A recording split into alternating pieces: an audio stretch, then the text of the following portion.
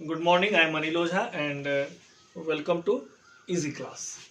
आज मैं आप लोगों को भारतीय राष्ट्रीय आंदोलन के बारे में बताने जा रहा हूँ। यह बहुत ही महत्वपूर्ण है। यह एसएससी के कंपटीशन में या अन्य कंपटीशन जैसे एंट्रेंस देना हो और जनरल स्टडी के रूप में भारतीय इतिहास का जो यह चैप्टर है भारतीय राष्ट्रीय आंदोलन, वो मैं नया वीडियो बनाया हूँ। आप लोग की बहुत डिमांड रही है तो इस पे मैंने वीडियो बनाया है, इसे ध्यान से सुने। सबसे पहले भारतीय राष्ट्रीय आंदोलन का उदय और विकास, इसके बारे में हम थोड़ा सा आपको परिचय देंगे। जैसे कि आंदोलन की औपचारिक शुरुआत 1885 में हो गई थी। 1885 में A.O. ह्यूम जो कि अंग्रेज थे, उन्होंने इसकी भारतीय राष्ट्रीय कांग्रेस की स्थापना किया और भारतीय राष्ट्रीय कांग्रेस की जो स्थापना हुई, यह आंदोलन आपके 15 अगस्त 1947 तक चला है। यह कुल 3 चरणों में हुआ है और इसको हम लोग 3 चरण को अलग अलग बांट सकते हैं: प्रथम चरण, द्वितीय चरण और तृतीय चरण। तीनों चरणों में राष्ट्रीय आंदोलन हुआ है। जो प्रथम चरण है 1885 से 1905 है और इसमें शिक्षित वर्ग रहा है, कुछ बुद्धिजीवी मध्यम वर्गीय रहे हैं, पत्रकार रहे हैं और ये उदारवादी विचारधारा या अति उदारवादी विचारधारा से प्रभावित रही है। जो पश्चिम देशों में उदारवादी विचारधाराएं थी, इससे ये लोग प्रभावित थे। इसमें दादा भाई नेहरू जी का नाम आता है, सुरेंद्र बनर्जी का नाम आता है। ये लोग भारतीय ब्रिटिश जो साम्राज्य था या अंग्रेज थे, उनको भारत से उदारवादी तरीकों से हटाना चाहते थे और भारत की स्वतंत्रता की स्थापना करना चाहते थे। इसके बाद अगर हम देखें द्वितीय चरण के अंतर्गत, तो 1905 से 1919 में होता है। चूँकि यहाँ पे अनुभव की कमी थी प्रथम चरण में, लेकिन द्वितीय चरण में यहाँ के आंदोलन को परिपक्वता मिली। इसमें उग्रवादी विचारधारा वाले कुछ संगठन आए और वो ब्रिटिश साम्राज्य को समाप्त करने के लिए क्रांतिकारी संगठनों की स्थापना किए और इन क्रांतिकारी संगठनों से या उग्रवादी संगठनों ने अपने अपने तरीके से यह ब्रिटिश साम्राज्य को उखाड़ फेंकने की नीति बनाई और इसे हम तृतीय चरण के अंतर्गत 1919 से 1947 रखेंगे। ये हम गांधी युग के नाम से भी पुकारते हैं और यह जो है गांधी जी ने पूर्ण स्वराज्य के रूप में, पूर्ण स्वराज्य किस तरह से भारतीयों को मिले, इसकी तरफ कदम बढ़ाए। मैं आपको इस वीडियो में एक आउटलाइनिंग तैयार कर रहा हूं, इसके बाद हम क्रम से आगे देखेंगे। अब हम मुख्य रूप से ये देखें भारतीय राष्ट्रवाद के उदय में सहायक तत्व। भारत जैसे कि पश्चिमी देशों में भी नेशनलिज्म की भावना हुई थी, राष्ट्रवाद की भावना हुई थी, हमारे भारत में भी राष्ट्रवाद का दीप जल चुका था। और यहाँ पे अगर आरंभिक या प्रारंभिक संकेत अगर राष्ट्रवाद के देखें तो हमारा 1857 से प्रारंभ हो चुका था।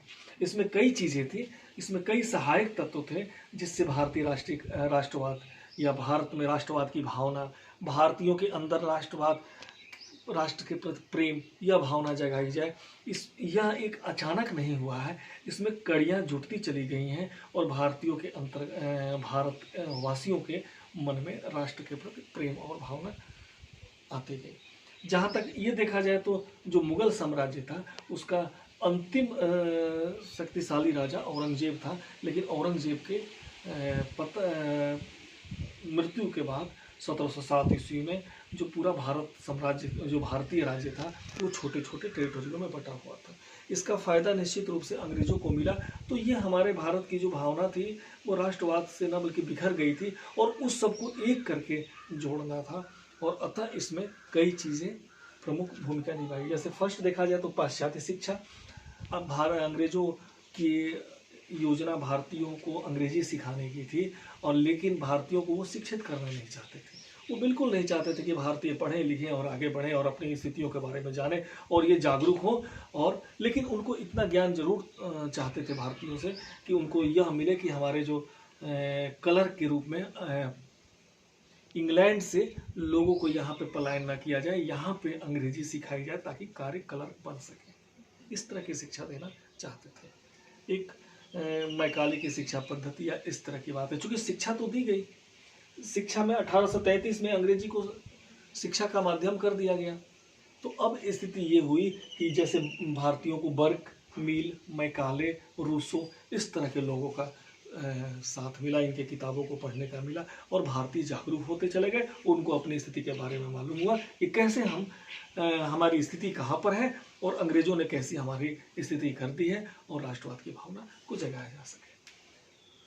सेकंड देखा जाए तो समाचार पत्र और प्रेस है। समाचार पत्र और प्रेस है, और समाचार पत्र और प्रेस के बारे में अगर देखा जाए तो इसका प्रथम प्रयास संवाद कौमुदी जो बंगला में है, और मीरात उल अखबार जो राजा राम मोहन राय फारसी में है, इसको इन्होंने किया। राजा राम मोहन राय को प्रथम आधुनिक प्रेस के प्रयासरत महापुरुष के रूप में उनको संज्ञा दी जाती है। उन्होंने प्रथम प्रयास किया था संवाद कौमुदी में, और लोगों को जागरूक करने का काम किया था। फारसी भाषा में भी किया था। साप्ताहिक पत्र जो है सोम प्रकाश है, ईश्वर चंद्र विद्यासागर ने लिखा है। ईश्वर चंद्र विद्यासागर ने जो सोम प्रकाश पत्र लिखा था, वह पत्र से लोगों को जागरूक करने का प्रयास किया और दिखाया कि किस तरह से हमारे भारतीयों में लोग पिछड़े हैं और कितनी हमें जगने की आवश्यकता है। राष्ट्रीय साहित्य का भी हम नाम ले सकते हैं, जैसे भारत दुर्दशा एक नाटक है जो हरिश्चंद्र द्वारा लिखा गया था। हरिश्चंद्र ने भारतीय किस तरह से आप उन्नत करोगे, भारत की दुर्दशा किस तरह से हो रही है। फिर प्रताप नारायण मिश्र थे, बालकृष्ण भट्ट थे, और बंकिम चंद्र चटर्जी थे, मराठी में चिपुलकर थे, तमिलनाडु में सुब्रमण्यम स्वामी थे, और इस तरह के लोगों ने भारतीयों को साहित्य के माध्यम से राष्ट्र के प्रति जगाया, किस तरह से राष्ट्र की भावना आगे बढ़े और भारतीयों के अंदर राष्ट्रवाद का विकास हो। उसी तरह से नेक्स्ट देखा जाए तो आर्थिक शोषण है, धन निष्कासन का सिद्धांत है, जिसे दादा भाई नेहरू ने लिखा। ये दिखाया कि भाई जो अंग्रेज हैं वो तो मुगलों से भी खतरनाक है। मुगल जो थे हमारे जो संसाधनों का प्रयोग भारत में करते थे और भारत में ही खर्चा करते थे, लेकिन अंग्रेज तो इस तरह से हैं कि हमारे यहाँ के जो संसाधन है उसे इंग्लैंड में लेके चले जाते हैं, अपने देश में लेके जाते हैं। तो इनकी स्थिति है तो बहुत ही खतरनाक है, और इन्होंने एक दादा भाई नेहरू जी ने धन निष्कासन का सिद्धांत, ड्रेन थ्योरी किया, और जिससे भारतीयों के मन में विदेशी राज्य के प्रति नफरत की भावना पैदा हुई, और इससे हमारे यहाँ एक राष्ट्रवाद हुआ। और अंग्रेज किस तरह से भारतीयों से दो तरह की नीतियाँ रखते हैं, यह बात की गई। नेक्स्ट देखा जाए तो बौद्धिक पुनर्जागरण। बौद्धिक पुनर्जागरण का मतलब हुआ लोगों को बौद्धिकता की मात्रा दी गई, लोगों को जगाया गया। उसमें स्वामी दयानंद सरस्वती का नाम है, जिन्होंने स्वदेशी आंदोलन किया।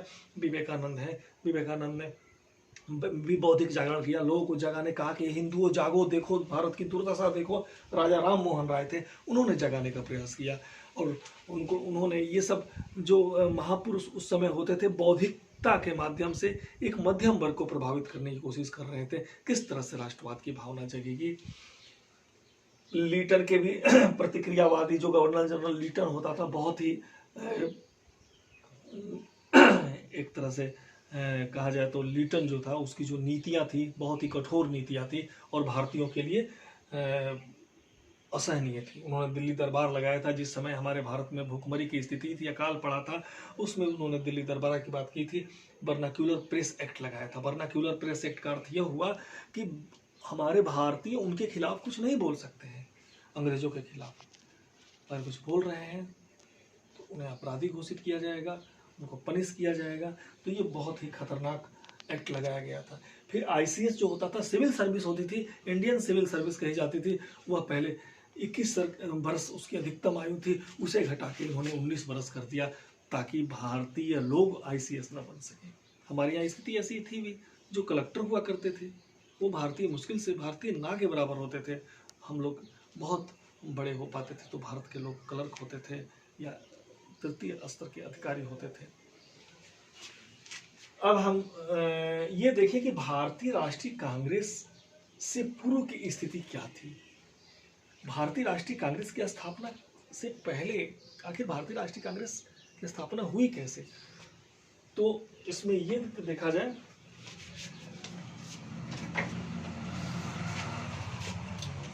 ये 1833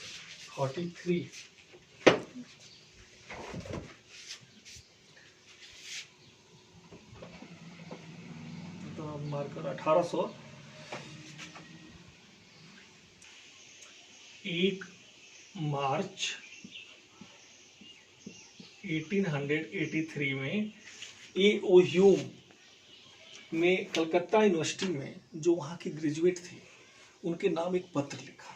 उस पत्र में बहुत मार्मिक अपील की और कहा कि कितने, उनका वही स्टेटमेंट था कि चाहे कितने भी बुद्धिमान व्यक्ति हों, लेकिन अगर बिखरे हुए हैं, अलग अलग हैं, तो उसका कोई महत्व नहीं रह जाता है और इन बिखरे हुए व्यक्तियों को संयुक्त किया जाए। और यह विचारधारा उन्होंने बनाई A.O. ह्यूम साहब ने, और इनके द्वारा एक विचार आया और 1884 में इंडियन नेशनल यूनियन बना। और लाला लाजपत राय तो कहते थे कि लॉर्ड डफरिन के दिमाग की उपज है। लॉर्ड डफरिन उस समय गवर्नर जनरल हुआ करते थे। यह भारतीय राष्ट्रीय कांग्रेस की स्थापना से पूर्व की भूमिका थी। A.O. ह्यूम को भारतीय राष्ट्रीय कांग्रेस का पिता माना जाता है। भारतीय राष्ट्रीय कांग्रेस की स्थापना 28 दिसंबर 1885 में हुआ और इसको बम्बई में स्थान मिला, जहां इसका प्रथम अधिवेशन हुआ, सम्मेलन हुआ। इसके संस्थापक जो बनाने वाले थे A.O. ह्यूम थे, उसे इसका पिता कहा जाता है। इसमें अध्यक्ष का चुनाव हुआ तो व्योमेश चंद्र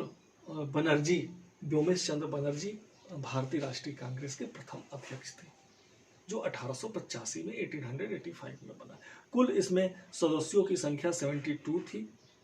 इसमें सुरेंद्र बनर्जी, दादा भाई नेहरूजी, A.O. ह्यूम और बहुत लोगों ने भाग लिया, लेकिन एक व्यक्ति थे जो अक्सर प्रश्न पूछा जाता है, सुरेंद्र नाथ बनर्जी। उन्होंने प्रथम अधिवेशन में जो भारतीय राष्ट्रीय कांग्रेस का था उसमें भाग नहीं लिया। ये इंपॉर्टेंट कई जगह पूछा गया है, तो सुरेंद्र नाथ बनर्जी का नाम लिया जाए। और एक प्रश्न आता है कि उस समय गवर्नर जनरल कौन था जब भारतीय राष्ट्रीय कांग्रेस की स्थापना हुई थी? तो लॉर्ड डफरिन थे, डफरिन साहब थे। भारतीय राष्ट्रीय कांग्रेस बना, लेकिन उसके ऊपर कई लोगों की प्रतिक्रिया आई, जैसे कि बंकिम चटर्जी ने बोला कि भाई भारतीय राष्ट्रीय कांग्रेस के जो लोग हैं बड़े पदों के भूखे हैं। लॉर्ड कर्जन जो गवर्नर जनरल था, उन्होंने बोला कि देखो हम तो चाहते हैं कि ये मर जाए ताकि इसको मरना हम देख सकें। बाल गंगाधर तिलक थे, उन्होंने भारतीय राष्ट्रीय कांग्रेस के ऊपर कमेंट किया। बाल गंगाधर तिलक साहब का कहना था कि अगर एक साल में जो अधिवेशन हो रहा है और अगर मेढक की तरह हम टर टर करके आवाज अगर वहां पहुंचाएं तो उससे क्या होना है। स्थिति हुई कि भारतीय राष्ट्रीय कांग्रेस को एक सेफ्टी वाल्व के रूप में स्थापित किया गया। प्रारंभ में योजना थी कि जो इसको कई लोगों ने अलग अलग तरीके से इसको समझा, जैसे कि कुछ लोगों का कहना यह था कि यह एक सेफ्टी वाल्व है, कि कुछ बातें जो भारतीय बुद्धिजीवी वर्ग विचार बना रहा है यह जानकारी अंग्रेजों को दे दिया जाए, इसके लिए बनाया गया है। लेकिन बाद में लॉर्ड डफरिन जैसे या अंग्रेज जो थे भारतीय राष्ट्रीय कांग्रेस से नफरत भी करने लगे थे और ये धीरे धीरे हर एक साल अधिवेशन बनाता चला गया। अब हम इसमें कुछ और प्रश्न बनते हैं, जैसे कि भारतीय राष्ट्रीय कांग्रेस की प्रथम महिला अध्यक्ष कौन थी? तो एनी बेसेंट का नाम आता है। 1917 में एनी बेसेंट भारतीय राष्ट्रीय कांग्रेस की अध्यक्ष बनी थी, जहां कलकत्ता में अधिवेशन हुआ था। फिर एक और प्रश्न बनता है कि भारतीय राष्ट्रीय कांग्रेस की प्रथम भारतीय महिला कौन अध्यक्ष रही है? तो प्रथम भारतीय महिला सरोजनी नायडू रही हैं, जो 1925 में बनी है कानपुर में। इस तरह के प्रश्न जो बनते हैं, अब यह एक आउटलाइनिंग है। हम आपको अगले वीडियो में उदारवादी राष्ट्रीयता मीन्स आंदोलन का जो प्रथम चरण है 1885 से 1905, इसके बारे में विस्तार से चर्चा करेंगे। धन्यवाद।